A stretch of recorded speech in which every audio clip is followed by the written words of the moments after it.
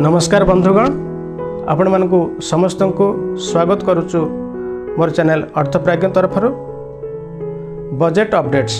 आपण माने प्रायतः समस्ते अवगत जे अप टू ₹12 लाख पर्यंत जीरो आयकर टिकस।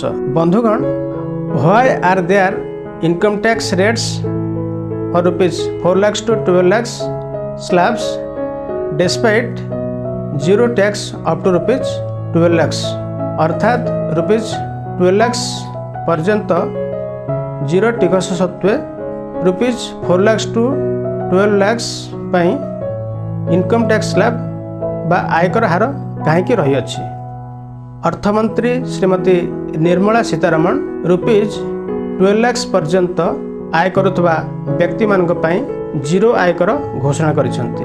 अपडेट होइतबा आयकर स्लैब निर्देश देइ थाय जे ₹4 lakhs to 8 lakhs वार्षिक आय पर 5% आयकर टिकस एवं ₹8 lakhs to 12 lakhs वार्षिक आय पर 10% टिकस रही अछि।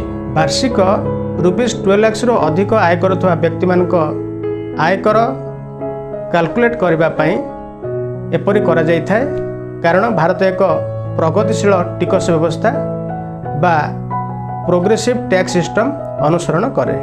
ये progressive tax rate increases as the taxable income increases. It imposes a lower tax rates on low income earners and a higher tax rates on those with higher incomes. As per budget 2025-26, there are 7 tax slabs in India.